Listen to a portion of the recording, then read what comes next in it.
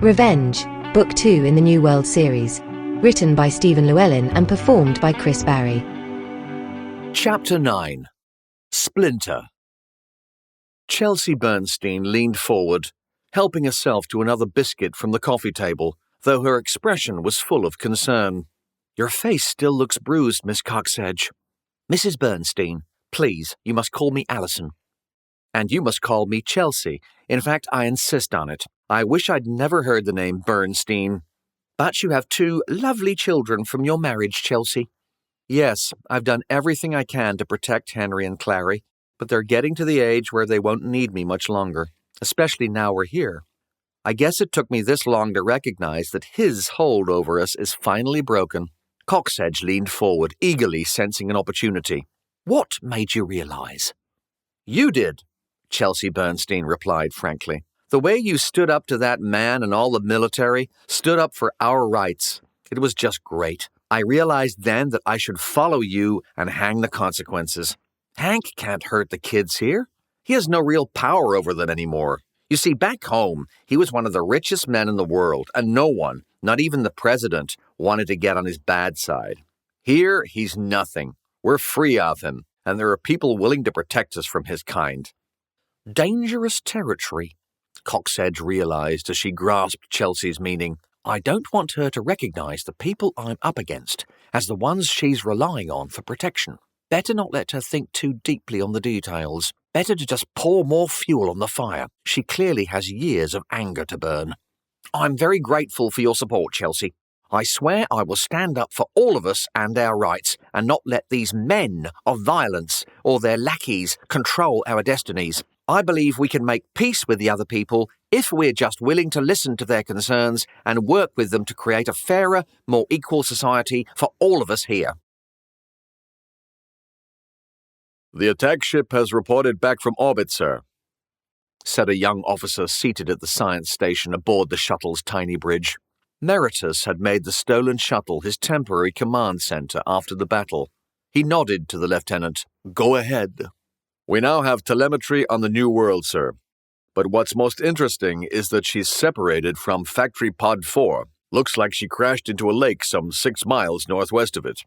He turned to Meritus. "Details are still coming in, but we have photographs of an expeditionary force leaving the pod, presumably to assist their ship, sir." "Now that is interesting," thought Meritus.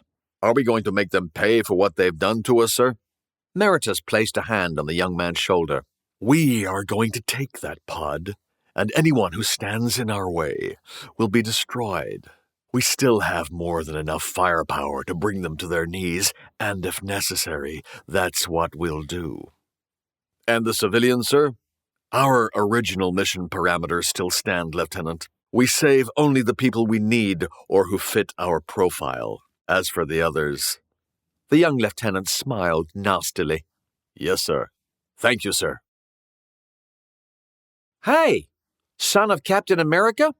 Woodsy shouted across embarkation.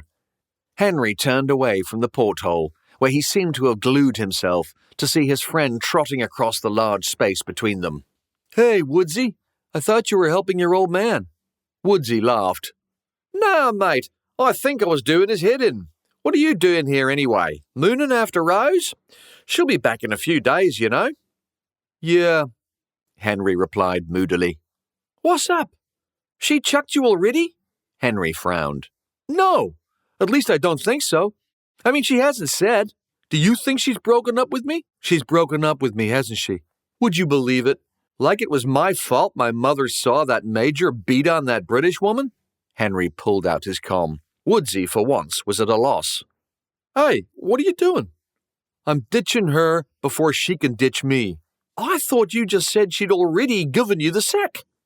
"Well, I'm not sure, am I? They don't tell you things like that, you know." Woodsy's head spun. "Whoa there, cowboy, slow down. You don't know if she's chucked you, so you're dumping her just in case? You know that's crazy, right? What actually happened, and what did she say?" "Not much. You know women." Woodsy's brow furrowed. "Yeah, do I? Look, dude, I'm not really sure what you're talking about, but Rose and Tim are out there at the moment. It could be really bad, and if something did happen, You'd never forgive yourself, mate. We're all split up enough as it is, and no one seems to know what's going to happen. Henry paused. Message unsent. Clary has been hard to handle since Tim went off in the New World. I doubt she'd ever get over it if something happened to him. When we got news they'd crashed, well, you know what kids are like, right? Woodsy looked thoughtful. Yeah, well, I've kind of gotten used to having the gangly palm around myself. But what would you do if something happened to Rose? Especially as you don't know what she's thinking. Well, you don't, do you? Doubt limped across Henry's face, hobbled by indignation. You think I might be overreacting? Yeah, like a big woman. Meanwhile, Rose is out there toughing it, being a man. Funny old world, isn't it? Douglas reached the top without further incident, though he was weakening. His arm still bled, despite his rough care of the wound, and he had not eaten in over 24 hours. Fortunately, the rounded pate of the mountain was easily traversed. As he reached the far side, he was both pleased and filled with trepidation by what he saw. 100 meters or so below him, there began a deep furrow in the mountainside. The wide, brown swathe cut through the ferns and was clearly left by a crashing vessel. A kilometre further down the slope, the gouge disappeared into a small wooded area, and there he saw something white. It almost twinkled, as the sun's rays pierced the gently swaying canopy. Hoping for the best, he pressed on, now mercifully downhill. He reached the trough quickly, and, climbing down into it, found its bottom had been almost perfectly smoothed by the sleek hull of the escape pod. He gave a grimace of satisfaction. A road! Following the trench down towards the small copse, and hopefully one of his lifeboats, he eventually closed to within about 30 meters. From there, he could tell it was indeed one of the New World's escape pods. He also spotted something less welcome that dropped him to his belly seeking cover. A stab from his arm reminded him that it still required attention. He winced, but it was a small price to pay, because sniffing around on the hillside 100 meters west was a dinosaur. This was no giant, like the Maposaurus he had become familiar with, at least not yet, but whatever its exact age or species, it was shaped along depressingly similar lines. Douglas had noted well that adolescent Maposaurus differed anatomically from the adults. Their heads were much smaller, proportionally and literally. They were more leggy and much shallower in the draft. They were more fleet of foot, too, which he supposed was logical, given their lighter build and proportionally longer legs. However, their skin colors and tones were very similar to the adults. Perhaps the reds were not quite so vibrant as they were in the mature males, but they were certainly recognizable. All too recognizable, to Douglas's mind. The animal before him was similar, but definitely not the same. Its snout was longer, its head less deep than that of Maposaurus. He was yet to have the dubious privilege of being up close and personal, but he could see this animal's coloration differed from the mighty Giganotosaurus too. The monster that pinned him under his own shuttle the night before had been of a very different shape, a fact discernible even in such low light. The creature before him had no sail across its back, and its head was less crocodile and more characteristically dinosaur. He rubbed his eyes tiredly. Okay, Douglas, you canny know what this fella is, but you know his type. He smiled wearily at how judgmental that sounded, even in his own head. Benefit of the doubt? I don't think so, pal. He was hurt, he was exhausted, and he was alone. Although he did not recognize this animal, Tim's crash course in dinosaur anatomy still served him well. He knew it was a theropod. He knew it had a large head with damned big teeth in it, and he knew it was a full order of magnitude bigger than himself. What else could he possibly need to know? Well, how to get the hell away from it would be nice. The creature did not seem to have spotted him yet, but if it did, what could he do? It was clearly a predator, and easily 8 meters long, snout to tail, so any kind of physical confrontation would lead to certain death. He schemed. He scrutinized. He checked the new clip in his weapon, a weapon which suddenly seemed very small. He sighed. Unless I miss my guess, it looks like a youngster, so outrunning it's not even on the table. Damn thing probably weighs more than a prize bull, and I'll bet it's got a similarly sunny disposition too. Not for the first time, on this walking holiday from hell, he was reminded of basic training as he crawled downhill below the tops of the ferns, favouring his bad arm. At 10 meters from the crashed ship, he took the pistol from his belt again and risked raising his head. The dinosaur was nowhere to be seen. Are things looking up? He was afraid to hope, and rightly so. As he turned to check the crash trench behind him, he saw the creature sniffing the ground some 20 meters back. If Douglas was not mistaken, it sniffed at the patch where he dove to the ground to hide. His wounds must have left blood on the soil. He cursed under his breath as the creature raised its head and looked directly at him. Time to go! He sprang to his feet and ran for the ship with every ounce of strength remaining to him. Watching from one of the bridge viewports, Tim saw the 3 heavy vehicles fan out as they pulled up alongside the ship.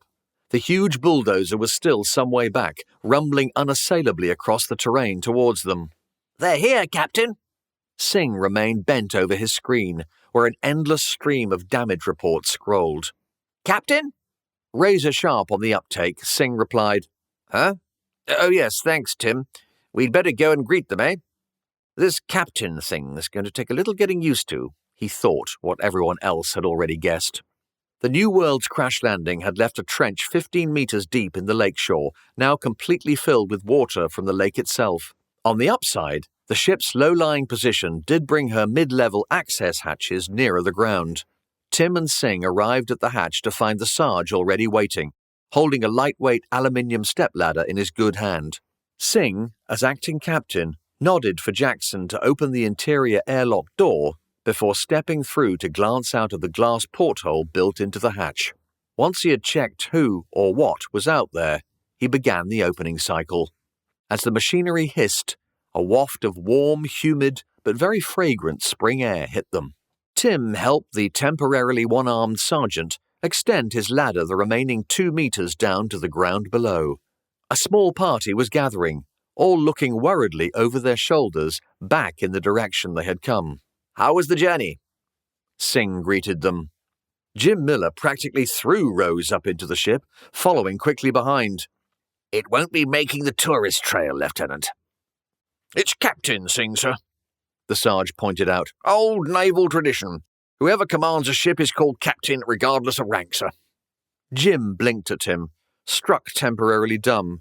Finding his voice, he quietly asked, "What's happened to Jill?" Singh shook his head as he helped the other climbers off the ladder one at a time. "We're not exactly sure. Let's get everybody in. We have a lot to discuss." Tim reached out to pull Rose into the ship as she reached out to pull him into an embrace. "What are you doing here?" "It's bad on the pod, Tim. I'll tell you about it. Come on." Taking his hand, she led him back into the comparative safety of the ship. Hero gazed despairingly at the damage within the landing strut chamber. "How are we ever going to fix this mess here, Georgie? Sekai needs a full factory refit, with parts drawn from all over the world. That is all over our world, not this one." "Our first problem will be raising her so we can even work on the problem." Bacchini added his own thoughts. "She won't stand on 3 struts. How do we get her up?" "I've been thinking about that." Giorgio looked at the chief with renewed hope. "Oh, good. What do you have?" "Nothing." The relief crew had supplied them with pumps and equipment, but little relief. They sat in silence, brooding, listening to the little machines evacuate water from the chamber. As the level dropped, they could see the damage, or, as Hero preferred, the full horror. The impressive steel foot at the bottom of the stanchion had at least taken the brunt of the initial explosion, though the hatch that covered the support when in flight was completely gone, disintegrated by the shell. The hydraulics were ruined, but were replaceable. Unfortunately, the strut could not be lowered due to the amount of distortion in the hull. Hero shook his head miserably. "We'll need to cut away large sections of the hull and space frame to have any chance of getting the landing gear to descend. If we can lower the strut, we may be able to replace the hydraulics. Trouble is, even if we fix this and all the damage to the fuel systems and thrusters, I just can't see how we can ever get her spaceworthy again." Bacchini could only concur. I don't think we ever shall. We'll get her to fly, though, I believe that. At least that would allow us to move the pod and hopefully escape far enough away from the army of lunatics who will surely come after us now. Hero sighed, completely in the doldrums. I wish the captain were here. Which one? We seem to have 3 now. We need a crazy idea. Oh, you mean Jill Baines. She gave me strength. I always felt braver when she was around. Hey, she's not dead, you know? We don't know that. Bacini was greatly concerned. Hero's brother had died before he and Mario joined the New World, so he had never seen his friend this depressed before. He pulled out his comm. Hero looked up. What are you doing? Getting a crazy idea. A male voice answered his call. Hello? Is that Tim? Douglas flung himself through the escape pod's open side hatch. Jeez! He exclaimed in shock at the narrowness of his escape. The dinosaur pursuing him was indeed fast and very close now. He reached up to activate the closing gear, but nothing happened. He tried again, and again, finally punching the stud in his anger and desperation. A deafening roar blasted through the opening, causing Douglas to throw himself to the side this time, a bare millisecond before the huge head reached in for him. Agony shot through his arm as it took more damage from the fall. He made a grab for his pistol with his good hand and swore roundly and soundly when he found it missing. Where the hell's that gone, damn it? He looked around wildly. The creature was less gigantic than some of the other predators they had encountered, certainly, but compared with a man and in such an intimate space, it was still enormous. Fortunately for Douglas, its size prevented it from entering the hatch past the reach of its neck. It roared again in frustration, and Douglas covered his ears. Tearing at the edges of the damaged hatch, the furious predator managed to rip some of the hull plating away. Douglas was really scared now. If the crash-ruined superstructure gave way around the opening, there might be space enough for the dinosaur to get inside for the prize. This is it! Fully believing it was all over, he picked up anything he could lay hands on from the crashed detritus, flinging it at the creature's face in desperation. Get gone, ye ugly brute, ye! Hear me? Oi, Godzilla, get gone, ye ken! He continued his barrage of broken equipment and insults when a succession of loud cracks sounded from outside, making both him and the dinosaur pause. The creature jumped in surprise, banging its head almost comically as it stopped to listen. It blinked. Further loud cracks. This time, Douglas's frazzled mind recognized them as repeat fire from an assault rifle. The predator pulled back instantly from the hatch and vanished. Douglas knew the only people on this planet with that sort of weaponry were Schultz's cronies. Come back! He called half-heartedly after the dinosaur. I'd rather take me chances with you. He slumped into one of the lifeboat's passenger seats. A man completely out of options, but apparently not out of surprises, as another shadow fell across the shuttle from what remained of its hatch. An old man, in worn-looking fatigues, poked his head inside and grinned. Douglas was squinting against the bright sunlight, searching for detail within the silhouette, when the stranger offered him back his sidearm, grip first. You really shouldn't leave this lying around, James. We attack now, Captain. Schultz stood toe-to-toe with Meritus. He forced himself not to retreat, and though he fully realized how lethal she was, his answer was calm and collected. We do not, Doctor. She leaned in dangerously. You refuse my order? You have killed enough of my people, Doctor. It ends here. The disaster that befell our forces last night was all down to poor judgment on your part. You've systematically undermined my orders since we arrived. I told you we should be cautious. Treat this like any other military campaign.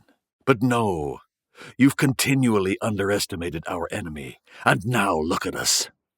We are here because your people were incompetent, she snapped back.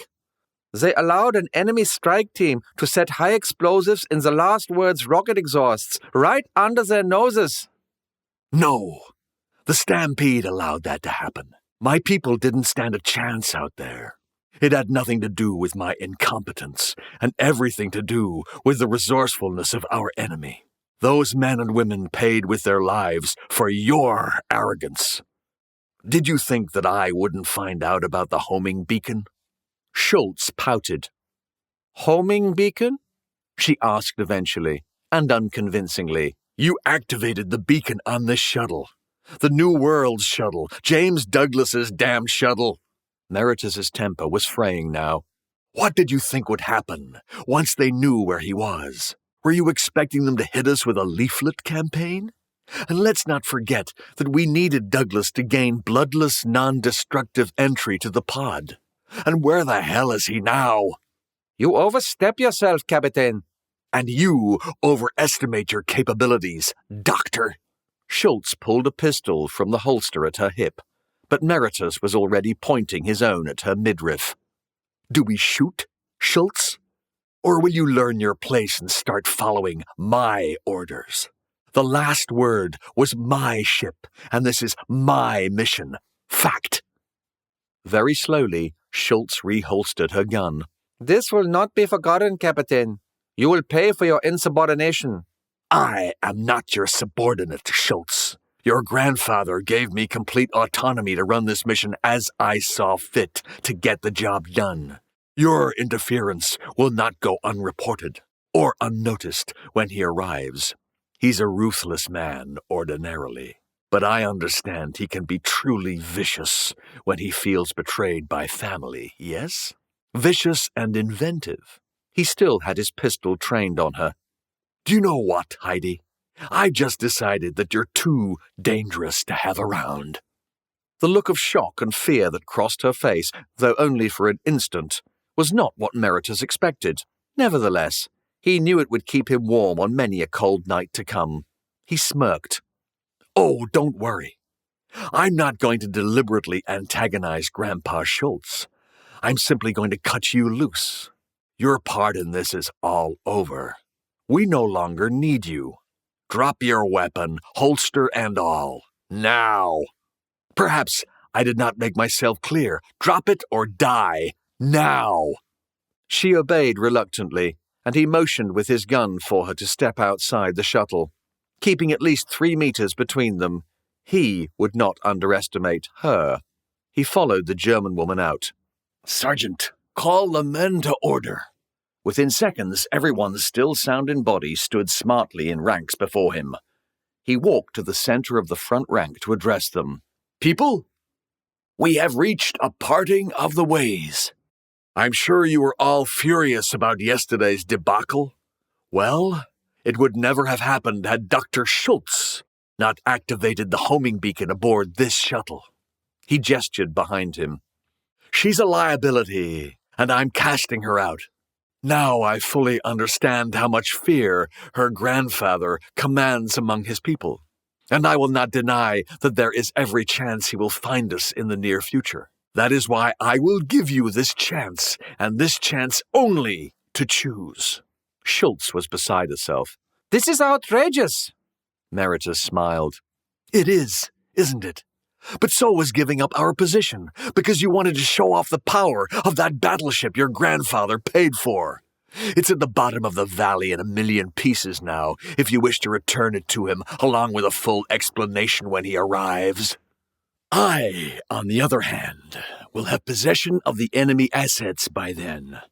My people will control the fortifications our enemies have, rather imaginatively created for us, and my attack ship will patrol the skies. If Grandpa Schultz wishes to destroy our life pod, he will destroy the very point of this whole mission. So no, I believe he will come to bargain at our gate, and the price, ladies and gentlemen, will be high. So, you can go with her." He waved his gun vaguely and disparagingly in Schultz's general direction. "With nothing but basic kit.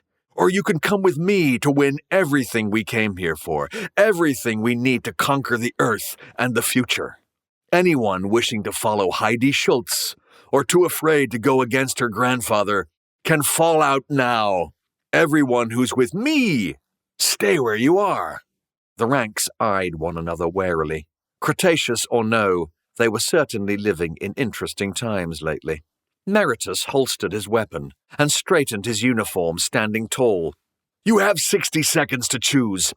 Anyone siding with the Schultzes after that will be shot. Do you understand and hear me clearly? A ragged "yes, sir" meandered through the ranks. The sergeant moved to stand behind Meritus and bellowed as if across a parade ground. The captain asked you a question. Did you hear and understand his words clearly? Yes, sir.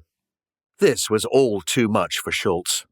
Anyone who supports Meritus will die. When mein Großvater gets here, he will make them all die. Slowly. 30 seconds. Meritus counted down unconcernedly. It's Team Meritus, or Team Psycho. You can live and work under military law, or take your chances in the asylum. 20 seconds. 12 people left the ranks. Meritus noted they were mostly men, quite possibly enslaved by her considerable physical charms. He also noted that only one of them was from the team who arrived with Schultz from the New World. He was surprised at first, but giving it a little thought, decided, that's the difference between fear and loyalty, I suppose. It's a lesson. Are we done? He called out. Good. Sergeant, give the leaving party basic survival kit and send them on their way. And Sarge, no compasses. Yes, sir. The Sarge turned on his heel and left, calling men to him as he carried out his orders. Schultz glared at Meritus. You're dead. Really? After you. With that, he turned his back on her and made his way to the shuttle, closing the hatch behind him. We must send a message to the other people. Coxedge once again had centre stage before a large gathering in embarkation. We should offer peace and reconciliation. Are you crazy? Bernstein interrupted her. Reconciliation? We were never conciliated. They've launched one unprovoked attack after another on us from the start. Reconciliation, Mr. Bernstein. We're all human beings, aren't we? All with the same needs and concerns? Sure. They need to kill a bunch of folks and don't concern themselves how. They must be just like us. Despite the sourness of his retort, the statement garnered greater support than Coxedge had hoped. She needed to get them back on side.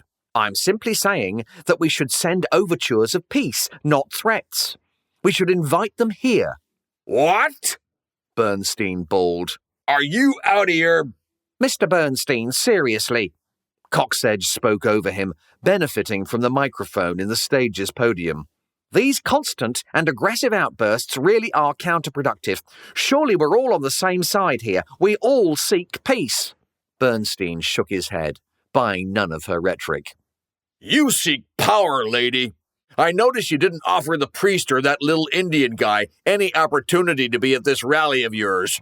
You may have pulled their shorts down, but don't think you can fool me. Bernstein stood to get a better look at the people around the auditorium. If we invite these Nazi sons of bitches in here, we're through. You all know me, and how much I've achieved in my time. I didn't get it all from giving stuff away. He opened his arms to encompass the entirety of Factory Pod 4. This asset is what they want, and they can't risk damaging it. It's the only power we have. Hell, I paid for half of it. That aside, if we give it to them, we're dead. It's that simple. Bernstein sat down to a smattering of applause. Coxedge was furious.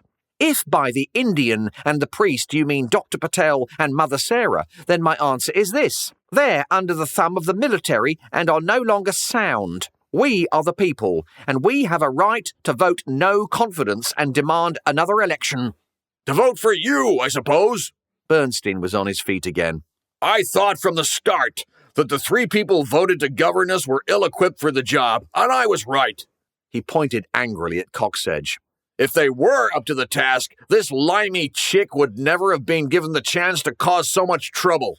I suggested that I run things. I have the experience, after all, both in corporate and governmental politics. If I'd been listened to and followed, this would not be happening. And the military would not be hamstrung by this futile, hell, this seditious gathering. Looks like I was right again. So if we do have another vote, I say, if you want to live, vote Bernstein. Mrs. Bernstein stood to address the people. This surprised everyone, especially her husband. I've heard the arguments, and all I hear from Miss Coxedge is talk of peace. All I hear from the other side is male aggression. I say, let's send the other people a message and see if they'll accept talks. It's just a message. What have we got to lose? You treacherous little... Bernstein spluttered. Natalie Pearson stood, interrupting him before he could really get going. We're in serious danger of making this a futile battle of the sexes. As a woman, we're not the ones attempting to overrule the will of the people. Coxedge called from the podium. As a woman, Natalie shouted, I would like to ask everyone to consider Mrs. Bernstein's question. What have we got to lose? We have only one thing to lose, the way I see it. Everything? Even our very lives, if we give those terrorists and murderers free entrance to our home? Mrs. Bernstein stood again. I only suggested we send a message, just a message, offering peace and to see if they will meet. With that comment, the universal pendulum became stuck hard to one side and refused to budge. Revenge, Book 2 in the New World series. Written by Stephen Llewelyn and performed by Chris Barrie. New installments are uploaded weekly. Don't forget to subscribe, and if you enjoyed this episode, please leave a like or comment. Visit the link in the description for free New World companion stories, available for download as ebooks.